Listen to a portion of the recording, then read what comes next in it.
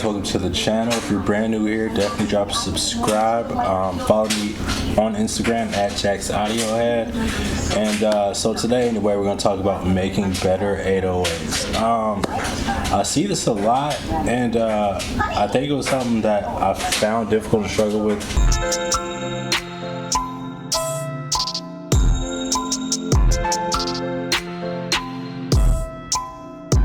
But it doesn't take a lot to get your loud banging 808s. A lot of us want those knocking 808s that are going to sound good on computers, cell phones, and everything else.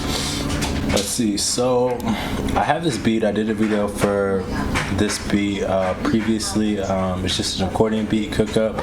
You can view that on the channel. Anyways, so this beat's already pretty much made and arranged. I'll play the beat for you.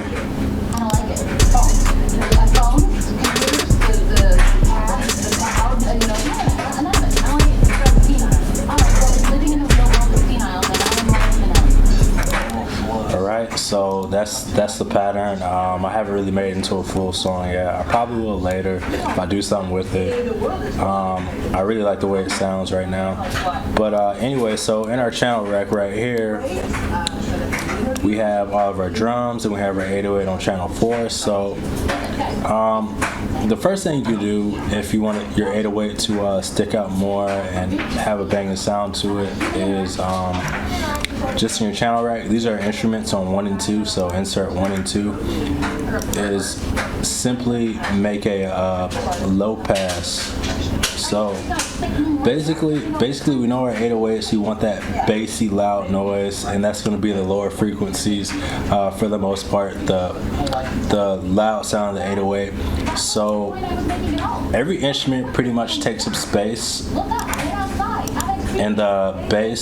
So the easy thing we can do is just come down here and you can open up a parametric EQ. I rarely open it anymore ever since I started using this, but you can simply come in here and just, you know, do a low pass.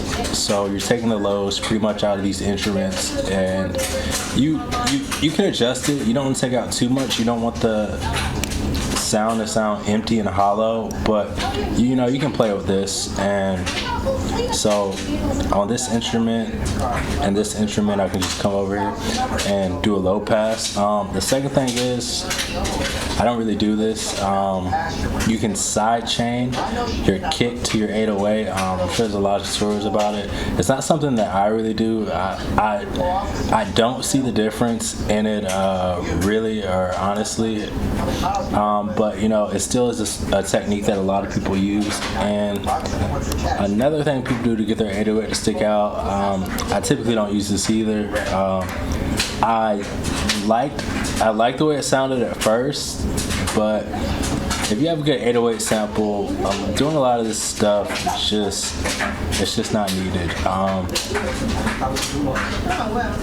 In an FL Studio, they have Flex. There's a lot of good 808 samples in there, and then, you know, most of us as producers, we're using kits anyway. So if you get a good kit, like right now I'm using a Metro kit. I'm working on one, just so y'all know. You know, it has good 808 sounds in here. I don't have too much worry about having to come here and do too much sound design with it. So this is the other thing people do. I'll open the wrong one. Give me just a second here. You can add a distortion plugin on top of that, and basically it just makes it bang. It's really bang right now. You can't hear it. Of course, you can adjust it, play with it to your liking. There's no wronger. My bad, y'all. I'm talking about playing music. So, you know, you can adjust to your liking. There's no right or wrong way to mix. I know a lot of people say there is, but really it's just, you know, about getting a good mix. Because people can tell if the mix is bad, but a good mix, you know, there's no right way to do a good mix, but there's a crap load of ways to do bad mixes. And also, the last thing you do is, you know, volume.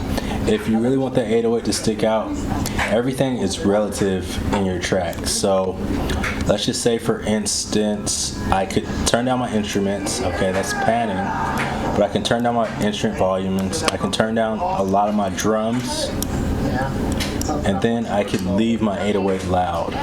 If my 808's at a higher volume, that's gonna be perceived louder to the listener, so that's another thing you can do. But I mean, that's pretty much it for 808s.